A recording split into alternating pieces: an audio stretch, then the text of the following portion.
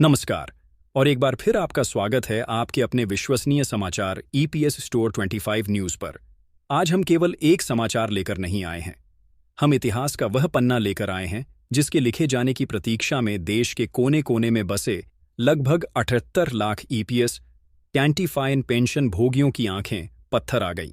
ये कहानी दशकों के संघर्ष, अनगिनत झापनों और उस अटूट विश्वास की है जो भारत के वरिष्ठ नागरिकों ने अपनी चुनी हुई सरकार की न्यायप्रियता पर बनाए रखा। यह केवल कुछ रुपयों की वृद्धि की घोषणा नहीं है। यह उस स्वाभिमान की पुनर्स्थापना है जिसे समय और महंगाई की मार ने लगभग धूमिल कर दिया था। यह उस अधिकार का सम्मान है जिसे देश के निर्माण में अपना पसीना बहाने वाले हर श्रमिक ने अर्जित किया था। आज की हमारी यह विशेष रिपोर्ट आपको उस निर्णायक घड़ी के हर एक क्षण का साक्षी बनाएगी जब देश के प्रधानमंत्री श्री नरेंद्र मोदी ने व्यक्तिगत रूप से इस मामले में हस्तक्षेप करते हुए ईपीएस 25 पेंशन धारकों के पक्ष में एक ऐसा ऐतिहासिक कदम उठाया जिसकी गूंज आने वाले कई दशकों तक भारत के सामाजिक सुरक्षा के इतिहास में सुनाई देगी।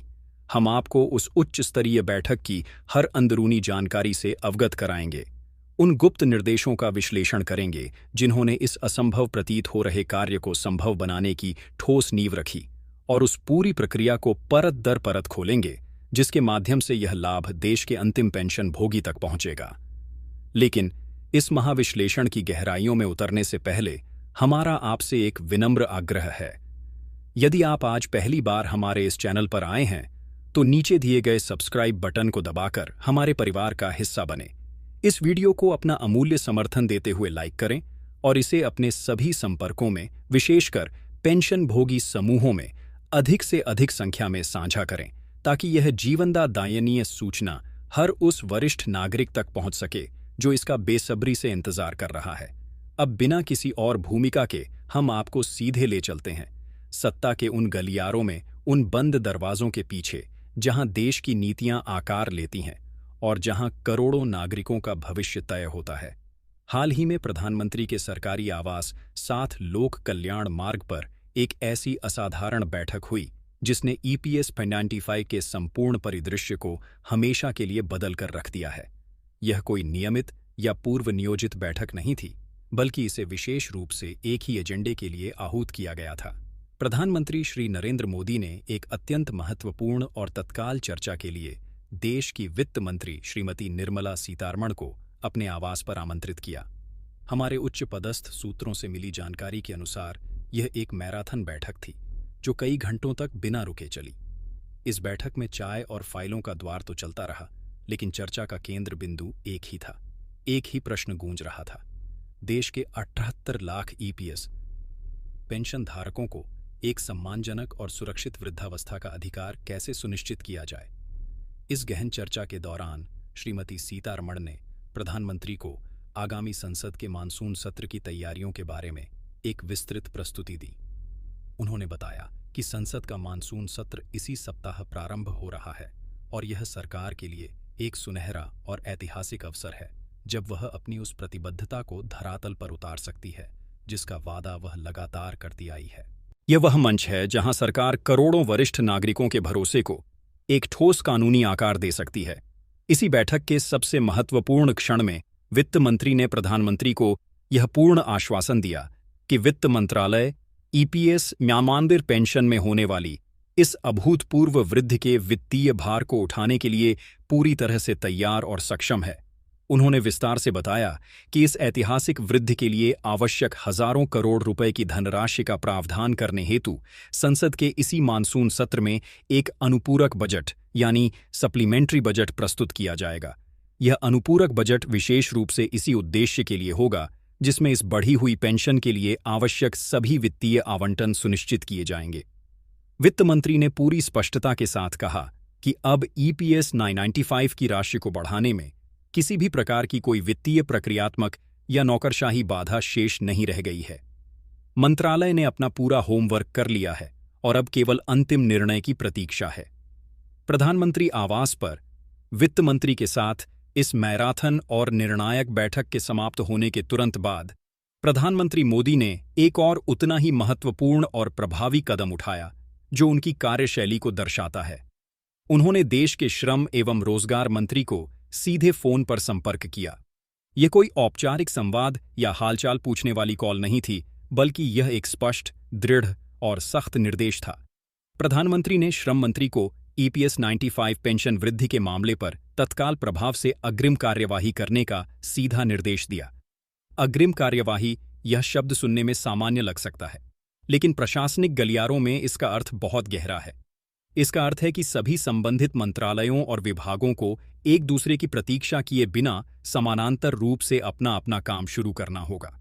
प्रधानमंत्री का निर्देश था कि श्रम मंत्रालय को इस तरह तैयार रहना है कि जैसे ही वित्त मंत्रालय संसद में अनुपूरक बजट आवंटित करें, उसके 24 घंटे के भीतर श्रम मंत्रालय इस बढ़ी हुई पेंशन को सीधे लाभार्थियों के बैंक खातों में ट्रांसफर करने की प्रक्रिया शुरू करने के लिए पूरी तरह से तैयार रहे। इसमें किसी भी प्रकार की देरी या बहानेबाजी बर्दाश्त नहीं की जाएगी। प्रधानमंत्री और वित्त मंत्री के बीच हुई इस बैठक और उसके बाद श्रम मंत्री को दिए गए इन स्पष्ट निर्देशों के बाद अब यह लगभग 100% तय माना जा रहा है कि देश के पेंशन भोगियों को एक त्रिसूत्री तोहफा मिलने जा रहा है। यह तोहफा 3 भागों में है, जो मिलकर वरिष्ठ नागरिकों के जीवन में एक क्रांतिकारी बदलाव लाएगा। पहला और सबसे बड़ा तोहफा ईपीएस 95 की न्यूनतम पेंशन राशि को मौजूदा मामूली स्तर से बढ़ाकर सीधे 8,17,500 प्रतिमाह किया जाएगा। यह एक ऐसी राशि है जो किसी भी वरिष्ठ नागरिक को महीने के खर्चों, दवाइयों और छोटी-मोटी जरूरतों के लिए दूसरों पर निर्भर रहने की विवशता से मुक्ति दिलाएगी। दूसरा महत्वपूर्ण तोहफा, इस 8,17,500 की मूल पेंशन राशि पर महंगाई भत्ते यानी डीए का प्रावधान भी किया जाएगा। यह एक दूरदर्शी कदम है। इसका अर्थ है कि पेंशन की राशि स्थिर नहीं रहेगी, बल्कि हर 6 महीने में बढ़ने वाली महंगाई के साथ साथ इसमें भी वृद्धि होती रहेगी, ठीक वैसे ही जैसे सरकारी कर्मचारियों के वेतन में होती है। ये महंगाई के राक्षस से पेंशन भोगियों को एक स्थायी सुरक्षा कवच प्रदान करेगा। और तीसरा, जीवन रक्षक तोहफा। पेंशन वृद्धि के साथ साथ सभी ईपीएस 95 पेंशन धारकों और उनके जीवन साथी को मुफ्त चिकित्सा सुविधा का लाभ भी प्रदान किया जाएगा। वृद्धावस्था में सबसे बड़ा भय और खर्च बीमारियों के इलाज का होता है। यह सुविधा उन्हें इस चिंता से पूरी तरह मुक्त कर देगी और वे बिना किसी आर्थिक बोझ के अपना इलाज करा सकेंगे। केंद्र की मोदी सरकार अब इस विषय पर केवल विचार विमर्श के चरण से बहुत आगे निकल चुकी है। अब यह मामला निर्णायक कार्यवाही के द्वार में प्रवेश कर चुका है। प्रधानमंत्री द्वारा इस मुद्दे पर दिखाई जा रही अभूतपूर्व गंभीरता और तात्कालिकता का एक प्रमुख कारण है पेंशन भोगियों द्वारा राष्ट्रव्यापी आंदोलन की चेतावनी। सूत्रों का कहना है कि प्रधानमंत्री चाहते हैं कि आगामी 4 और 5 अगस्त को राजधानी दिल्ली में प्रस्तावित नेशनल एजुटेशन कमेटी का विशाल प्रदर्शन शुरू होने से पहले ही सरकार इस पूरे मुद्दे का एक सम्मानजनक और स्थायी समाधान प्रस्तुत कर दे। सरकार की मंशा बिल्कुल स्पष्ट है। वह चाहती है कि देश के वरिष्ठ नागरिकों को अपनी जायज मांगों के लिए सड़कों पर उतरने की नौबत ही न आए। इससे पहले ही ईपीएस 95 की पेंशन राशि को एक सम्मानजनक स्तर तक बढ़ा दिया जाए, उस पर महंगाई भत्ते को कानूनी रूप से लागू कर दिया जाए और मुफ्त मेडिकल सुविधा को भी प्रभावी ढंग से शुरू कर दिया जाए। इसी महान उद्देश्य की पूर्ति के लिए यह उच्च स्तरीय बैठकें आयोजित की गई और यह त्वरित निर्णय लिए गए। प्रधानमंत्री ने वित्त मंत्रालय को स्पष्ट निर्देश दिया है कि अनुपूरक बजट का मसौदा तत्काल अंतिम रूप दिया जाए और उसे संसद में प्रस्तुत करने की सभी प्रक्रियाएं शीघ्रता से पूरी की जाए। अब यह केवल अगर या मगर का सवाल नहीं है, बल्कि कब का सवाल है और इसका जवाब है बहुत जल्द। यह लगभग तय है कि संसद के मानसून सत्र के पहले कुछ ही दिनों के भीतर स्वयं प्रधानमंत्री नरेंद्र मोदी राष्ट्र के नाम अपने संबोधन में देश के 78 लाख ईपीएस 95 पेंशन भोगियों को यह ऐतिहासिक सौगात देने की घोषणा कर सकते हैं। यह जानना भी महत्वपूर्ण है कि इस लाभ का दायरा अत्यंत व्यापक होगा। यह केवल कुछ विशेष क्षेत्रों तक सीमित नहीं रहेगा, बल्कि उन सभी श्रमिकों और कर्मचारियों को मिलेगा जो ईपीएस 95 योजना के अंतर्गत आते हैं। इसमें चीनी मिलों में अपनी जवानी खपा देने वाले मजदूर, विभिन्न ट्रेड यूनियनों से जुड़े लाखों कर्मचारी और अनगिनत निजी संस्थानों से सेवानिवृत्त हुए वे सभी लोग शामिल होंगे, जिन्हें अब तक मामूली पेंशन पर गुजारा करना पड़ रहा था। इस ऐतिहासिक और विशाल अभियान को सफलतापूर्वक धरातल पर उतारने की अंतिम और सबसे महत्वपूर्ण जिम्मेदारी अब केवल वित्त या श्रम मंत्रालय की नहीं है, बल्कि यह जिम्मेदारी भारत सरकार के सबसे वरिष्ठ और अनुभवी नौकरशाहों में से एक कैबिनेट सचिव श्री राजीव गौबा को व्यक्तिगत रूप से सौंपी गई है। कैबिनेट सचिव को प्रधानमंत्री कार्यालय से यह सीधा निर्देश दिया गया है कि जैसे ही कैबिनेट इस निर्णय पर अपनी अंतिम मुहर लगा दे, वह एक क्षण की भी देरी किए बिना एक गजट नोटिफिकेशन के माध्यम से इसे पूरे देश में तत्काल प्रभाव से लागू करें। यह गजट नोटिफिकेशन ही वह जादुई दस्तावेज होगा जो इस पूरे निर्णय को एक अचल कानूनी रूप प्रदान करेगा। उस नोटिफिकेशन में निम्नलिखित 3 प्रावधान स्पष्ट रूप से अंकित होंगे। 1. ईपीएस 95 के अंतर्गत आने वाले प्रत्येक लाभार्थी की न्यूनतम मासिक पेंशन ₹500 होंगी। 2. इस पेंशन राशि पर केंद्र सरकार के नियमों के अनुसार समय समय पर महंगाई भत्ते का भुगतान किया जाएगा। 3. सभी पेंशन भोगी और उनके आश्रित जीवन साथी को कैशलेस और मुफ्त चिकित्सा सुविधा का अधिकार होगा। जैसे ही यह गजट नोटिफिकेशन जारी होगा, यह देश का कानून बन जाएगा और इसके बाद बढ़ी हुई पेंशन की राशि महंगाई भत्ते के एरियर के साथ सीधे लाभार्थियों के बैंक खातों में आनी शुरू हो जाएगी, जिसके लिए सारी तकनीकी तैयारियां पहले ही पूरी कर ली गई हैं। यह समझना अत्यंत आवश्यक है कि यह फैसला किसी एक दिन में या अचानक नहीं हुआ है। इसके पीछे ईपीएस 95 पेंशन भोगियों का वर्षों का अनुशासित, शांतिपूर्ण और अथक संघर्ष है। उनके द्वारा लिखे गए लाखों पत्र, उनके द्वारा आयोजित की गई अनगिनत बैठकें और उनके शांतिपूर्ण आंदोलनों की एक बहुत अहम भूमिका रही है। विशेष रूप से महाराष्ट्र के बुल्डाना में कमांडर अशोक राउत के नेतृत्व में हुए ऐतिहासिक आंदोलन ने पूरे देश और सरकार का ध्यान इस गंभीर मुद्दे की ओर खींचा।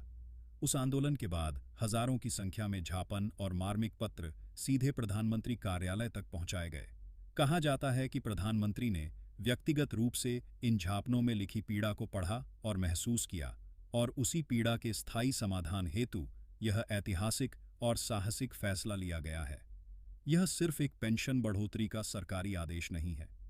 यह उन करोड़ों मौन तपस्वियों के प्रति राष्ट्र की कृतज्ञता की अभिव्यक्ति है, जिन्होंने अपने जीवन की पूरी ऊर्जा और अपनी पूरी पूंजी इस देश की औद्योगिक और आर्थिक तरक्की की नींव में लगा दी। अब बस कुछ दिनों का या शायद कुछ घंटों का इंतजार और है। इंतजार है उस आधिकारिक गजट नोटिफिकेशन का, उस सरकारी आदेश का जो देश के 78 लाख वरिष्ठ नागरिकों और उनके परिवारों के करोड़ों चेहरों पर एक सच्ची और स्थायी मुस्कान लेकर आएगा। वह नोटिफिकेशन उनके जीवन में केवल पैसा नहीं, बल्कि सम्मान, सुरक्षा और आत्मनिर्भरता का एक नया सवेरा लेकर आएगा। तो अब बारी आपकी है। हम आपकी आवाज़ सुनना चाहते हैं। आप सरकार के इस ऐतिहासिक और अभूतपूर्व फैसले पर क्या सोचते हैं? क्या न्यूनतम पेंशन 800 करना काफ़ी है, या आपकी अपेक्षाएं इससे भी अधिक थीं? क्या सरकार को इस दिशा में कुछ और कदम उठाने चाहिए? अपनी राय आप